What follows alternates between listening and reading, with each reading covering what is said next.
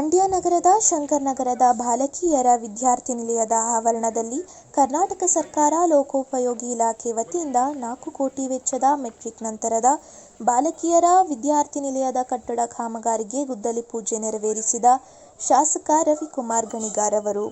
ಈ ಸಂದರ್ಭದಲ್ಲಿ ಲೋಕೋಪಯೋಗಿ ಸಹಾಯಕ ಕಾರ್ಯಪಾಲಕ ಇಂಜಿನಿಯರ್ ಸಂತೋಷ್, ಗುತ್ತಿಗೆದಾರರಾದ ಚೇತನ್, ಹೊಸಹಳ್ಳಿ ಶೇಖರ್, ನಾಗರಾಜು ಸೇರಿದಂತೆ ಇತರರು ಉಪಸ್ಥಿತರಿದ್ದರು.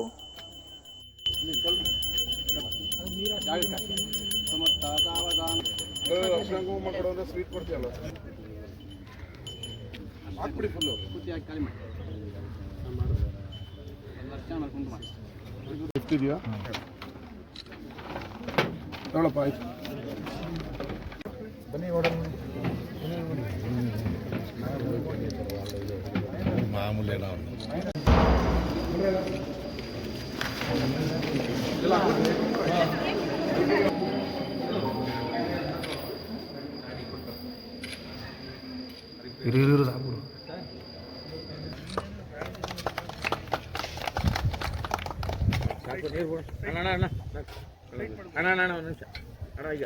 ಮಂಡ್ಯ ನಗರದಲ್ಲಿ ಮೆಟ್ರಿಕ್ ನಂತರದ ಹಾಸ್ಟೆಲ್ಗೆ ಗುದ್ದಲಿ ಪೂಜೆಯನ್ನ ಮಾಡಿದ್ವಿ. ಒಟ್ಟು 6 ಕೋಟಿ ರೂಪಾಯಿಯಲ್ಲಿ ಈ ಕಟ್ಟಡವನ್ನ ವಿತ್ ಲಿಫ್ಟ್ ನಿರ್ಮಾಣ ಮಾಡ್ತಾ ಇದೀವಿ.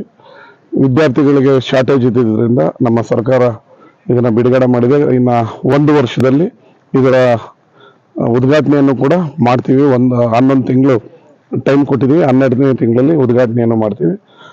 ಉತ್ತಮವಾದ ಕಟ್ಟಡವನ್ನ ನಿರ್ಮಾಣ ಮಾಡಬೇಕು ಅಂತ ಹೇಳಿ ಕಾರ್ಲೆ ಗ್ರೂಪ್ನ ದಿನೇಶ್ ಅವರು ತಗೊಂಡಿದ್ದಾರೆ.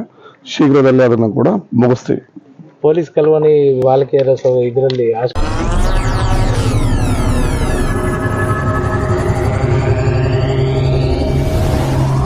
ನೀವಿನ್ನೂ ನಮ್ಮ ಚಾನೆಲ್ಗೆ ಸಬ್ಸ್ಕ್ರೈಬ್ ಆಗಿಲ್ಲ ಅಂದ್ರೆ ಈ ಕೂಡಲೇ ಸಬ್ಸ್ಕ್ರೈಬ್ ಮಾಡಿ. ಸಬ್ಸ್ಕ್ರೈಬ್ ಆದ ನಂತರ ಪಕ್ಕದಲ್ಲಿ ಕಾಣುವ ಬೆಲ್ ಐಕಾನ್ ಪ್ರೆಸ್ ಮಾಡಿ.